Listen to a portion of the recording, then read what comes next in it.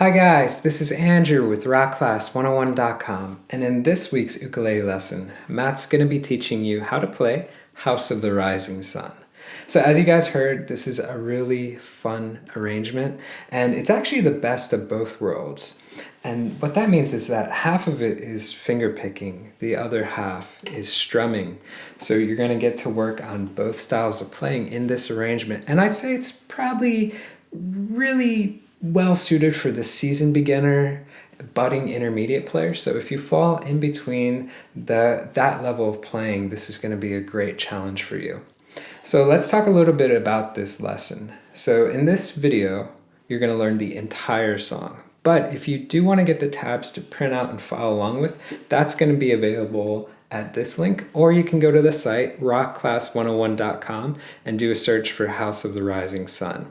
Now, also on that page is going to be the on-screen tab viewer. Now, this is a really cool interactive tab player where you can hit play, watch the tab scroll across in real time. You can highlight bars to loop sections, slow it down to any speed you wish. Just a really great asset for learning this song that much easier. Alright guys, so I'm going to go ahead and hand it off to Matt to teach you how to play this tune, and I will see you at the end of the video. This week we're going to work on a solo rendition of House of the Rising Sun.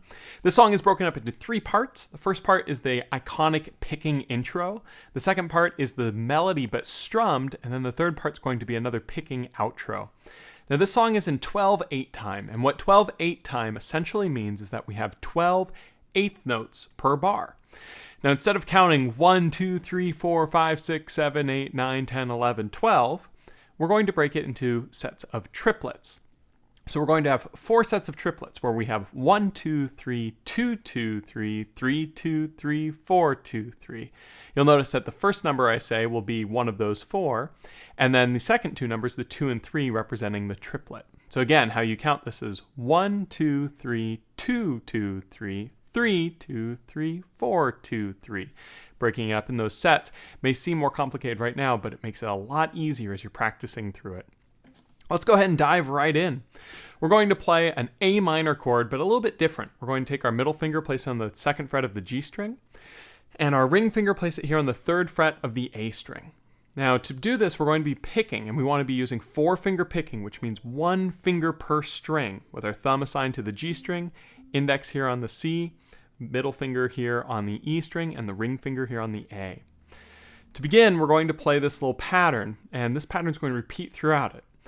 We're going to start by playing the G and the A strings together, then the C and the E, followed by the G. You'll notice that those are going to be 16th notes going through. So the first one is an 8th note, followed by 2 16th notes, and then another 8th note. So it creates this really kind of hopping feel.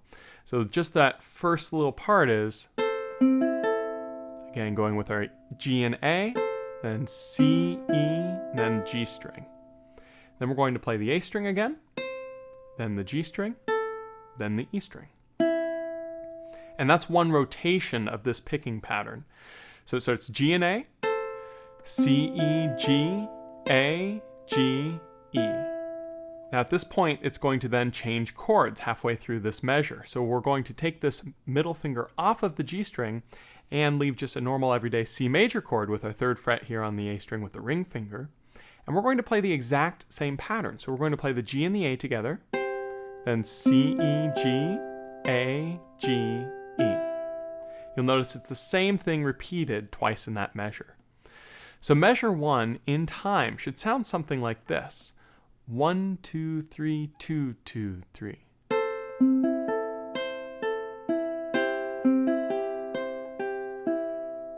One more time, just to really get that pattern in our head.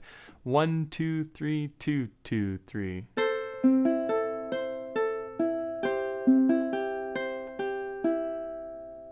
Now as we go to measure 5, we're going to go to a D chord here. We're going to bar all the way across the 2nd fret with our index finger and stretch our pinky here to the 5th fret of the A string. Then we're going to do the exact same pattern that we just did a moment ago. So we're going to pluck our G and A strings, followed by our C, E, G, A, G, E. So exactly the same pattern. But then we're going to switch to an F chord, and this is actually a pretty difficult little transition because we need our ring finger to go here on the 3rd fret of the A string. I like to do that first. then my index and middle fingers fall into an F chord as we usually play it, with our middle finger here on 2 of the G, and our index finger here on 1 of the E. We're going to do the same pattern, so I'm going to play my G and my A strings again, and then C, E, G, A, G, E. So the trickiness there is going from the D chord to that F. Again, that ring finger making the transition first, I think helps it. Makes it a lot easier because we're more comfortable putting these 2 fingers first because that's how we usually play an F. So by putting this finger first, that's sort of the more difficult motion, and then those other 2 fingers can fall in place. So measure 2 in time should sound something like this. 1, 2, 3, 2, 2, 3.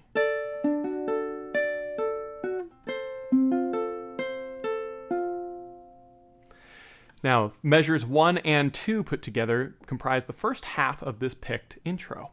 So let's go ahead and hear those in time together. 1, 2, 3, 2, 2, 3.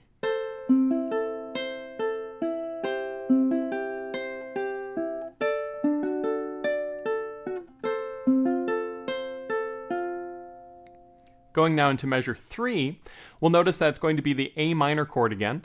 So the same thing as the very first measure. Middle finger here on the 2nd fret of the G string and your ring finger here on the 3 of the A. And funny enough, you just played that F chord. All you have to do is take that index finger off and you're right there for that A minor.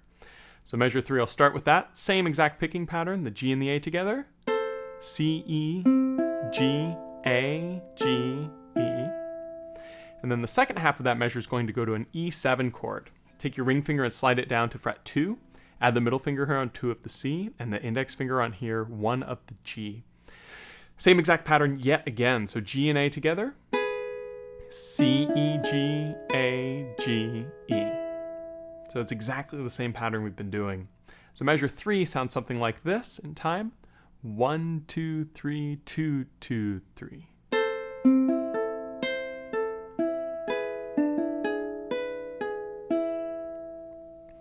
Now going into measure 4, it's going to start off with the same picking pattern on the A minor chord again. So middle finger here on the 2nd fret of the G, ring finger here on 3rd fret of the A. We're going to do that same pattern. And then the rest of this measure is a little bit different because it's going to go back to the E7 chord that we just played a moment ago. But we're going to use our thumb to strum through all 4 of the strings and let it ring for 2 beats before at the very end of this measure playing just the open A. The very beginning of the next melody actually starts here with that open A. So when you're practicing it, know that this is sort of the start of the strum melody. But measure 4 in time should sound something like this. 1, 2, 3, 2, 2, 3.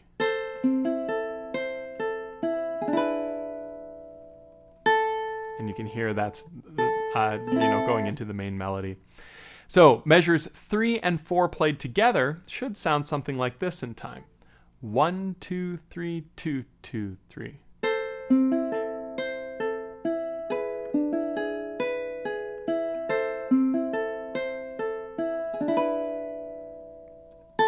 Now when we go into that pickup note, that starts now our second section here with the strum melody. So here's the entire A section played in time. 1, 2, 3, 2, 2, 3.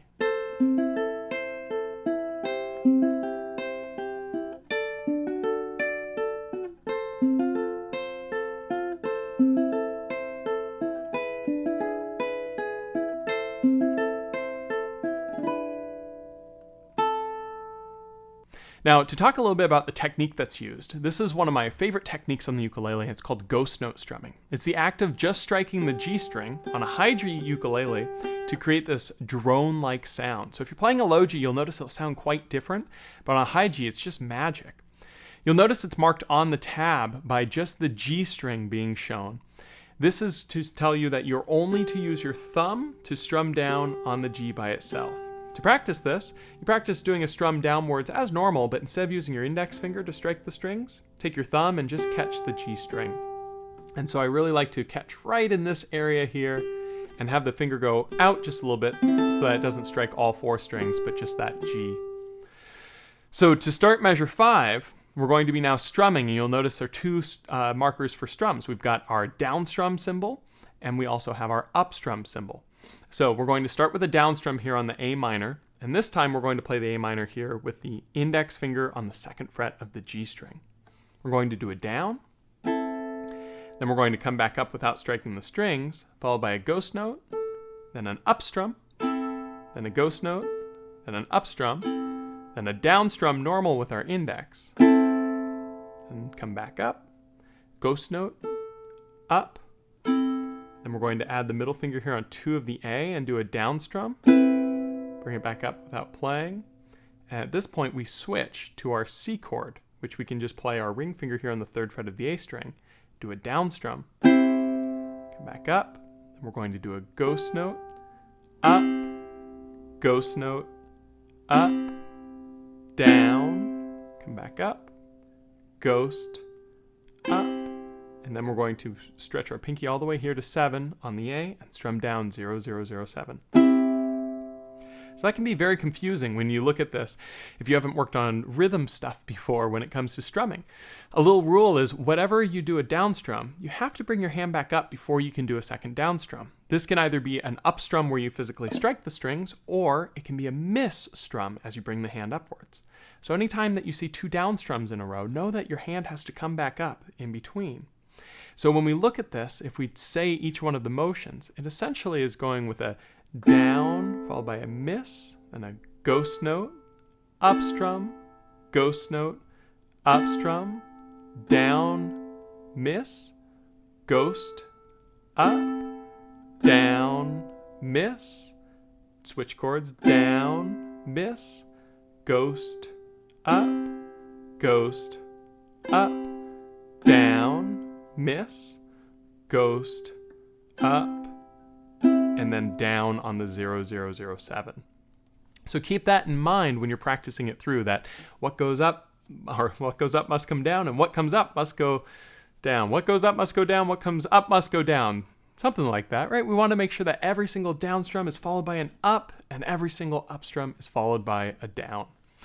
So as we look now to measure 6, what we want to do is look at the new chords that are played because the rhythm is very similar. We're now going to be playing a D chord, and we're going to be doing the very same pattern. We're going to be going down, ghost, up, down, ghost, up, and then on this next down, we're going to take off our pinky and have just the 2 on the G, C, and E strings with our A string open to go through. And then we're going to switch to an F chord, 2, 0, 1, 0, middle finger here on 2 of the G, index finger here on 1 of the E. We're going to do a down, ghost, up, down. Now at this point, it's going to go all the way up to 12 on the A. And that's to transition into the next section. So I really want to focus on these 2 measures for a moment because this ghost note stuff, once you get it down, it all becomes much easier. The first measure is by far the hardest. So let's go ahead and go back to that measure 5, the start of the strum melody. We're going to start on the A minor. We're going to go down, ghost, up, down, ghost, up, switch, ghost, up, down, ghost, switch, and then to a new chord here on the D, down, ghost, up, down, ghost, up, down, ghost, up, down, stretch to 12.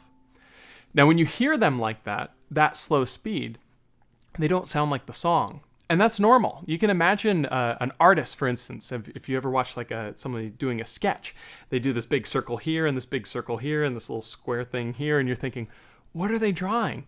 And then slowly it starts to look like a face or a bunny or a jet ski or something, and your mind's blown because you have no idea how the artist visualized that from just those circles that were drawn. It's much the same for these rhythms. We need to develop the muscle memory to be able to speed it up to make it sound like the song. So when you're working on this, if you're really having trouble with it, I can't stress enough to just try to make sure that the motions are very even going through, that the hand is always going down and up at the same speed. And once you develop that muscle memory, it becomes really easy to strum this through, but it takes a long time for that muscle memory to develop sometimes. So measure 5 in time should sound something like this. 1, 2, 3, 2, 2, 3.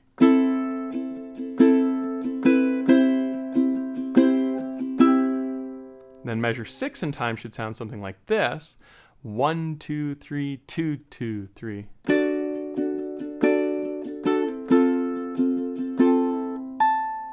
And the 2 together should be something like this. 1, 2, 3, 2, 2, 3.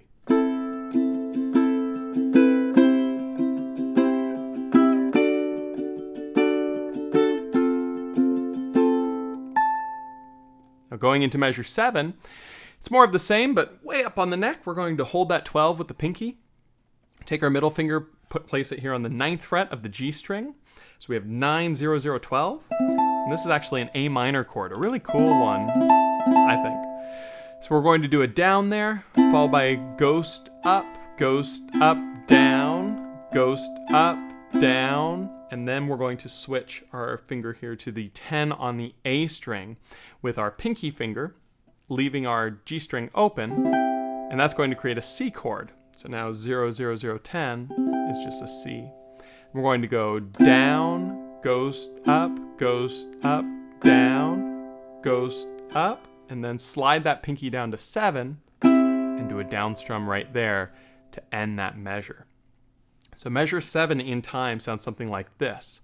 1, 2, 3, 2, 2, 3.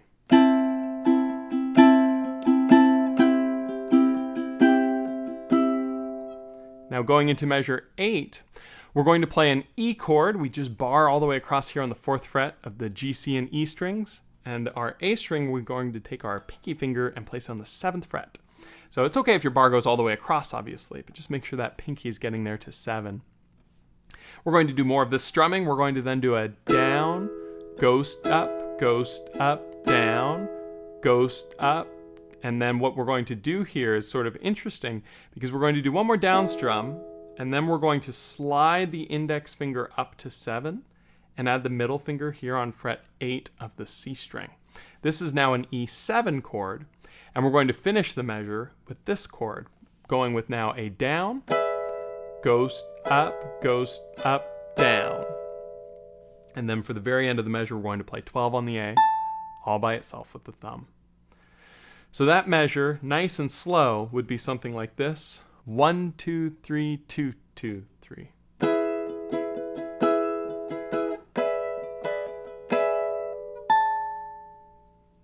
Now those two measures together, measure 7 and measure 8 together, should sound something like this. 1, 2, 3, 2, 2, 3.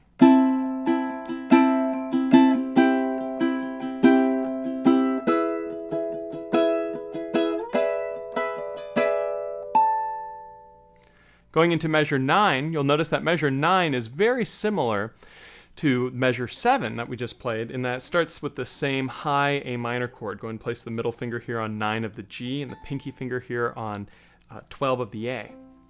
But this one, we're going to start with our down, ghost up, down, ghost up, and then on the next down strum, we're going to slide this all the way down, middle finger here to 2 of the G, ring finger here to 2 on the A.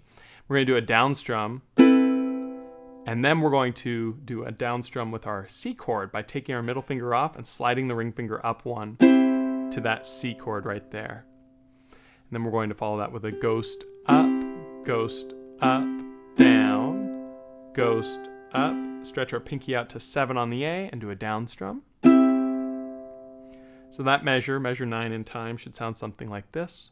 1, 2, 3, 2, 2, 3.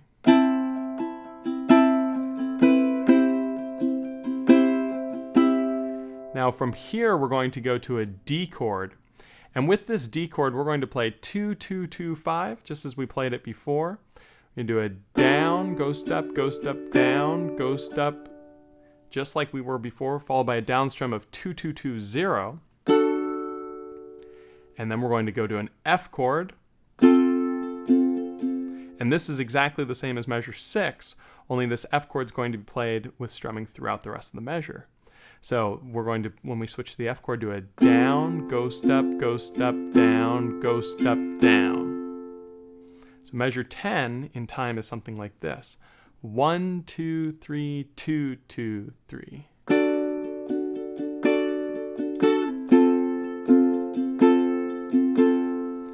then we're going to go to measure 11, and we're at the home stretch now of that melody, because we're going to play an A minor chord. We're going to go down, ghost up, down, ghost up, down on just that A minor. And then we're going to switch techniques. We're going to play an E7 chord as we did before, 1, 2, 0, 2 with our index, middle, and ring. And we're going to upstrum with our thumbnail as we go through this, because the melody note is here, this G sharp note up top. So we want to make sure that we're really highlighting that G sharp as we come up. I like to use my thumbnail to do this, but you could also use your index finger to strum, as long as you really catch that G sharp, that G string. Then you're going to play the open E, and the 1 on the G. And from here, it's going to go into the outro picking part. But just so that we can hear this, measure 11 in time should sound something like this. 1, 2, 3, 2, 2, 3.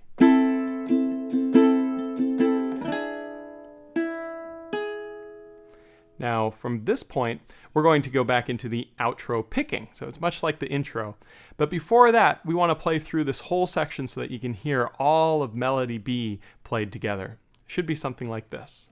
1, 2, 3, 2, 2, 3.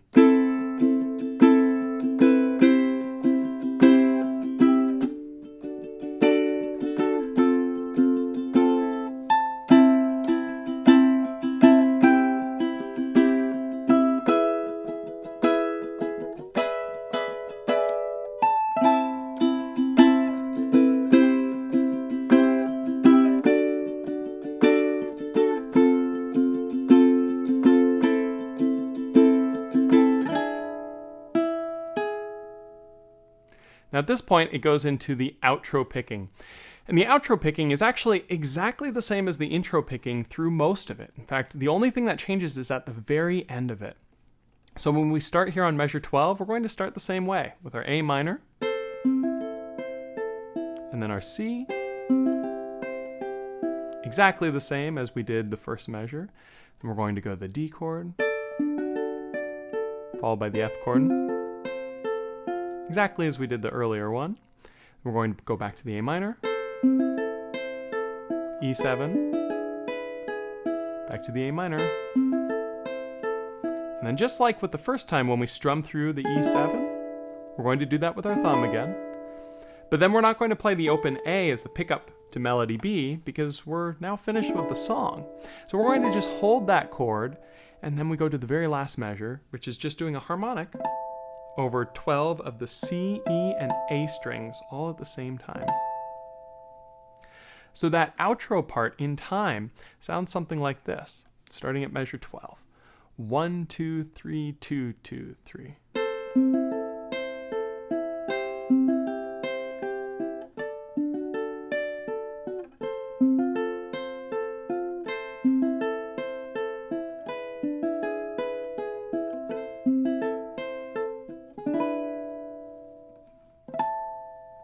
And I like to slow down at the end. I think it makes it more dramatic to have that E7 strummed and held for a little while before and ending with that beautiful harmonic sound. And remember, the trick to good harmonics is making sure that you're not compressing the string, but rather you're just lightly touching it right over the 12th fret.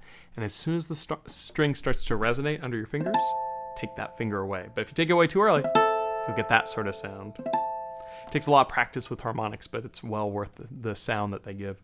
And there you have it. That's the House of the Rising Sun. I hope you've enjoyed this. It's a lot of fun to play.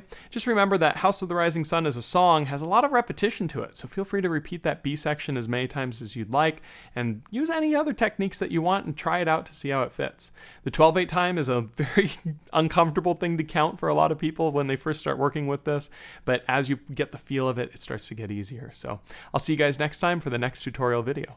Alright guys, so I hope you had a lot of fun learning this tune. A really great one for working on fingerpicking and strumming, so a nice mix of both styles of playing. I do want to give you a friendly reminder, if you do want to get the tabs to print out, keep for your records, that was available at this page, or you can go to the site rockclass101.com, do a search for House of the Rising Sun.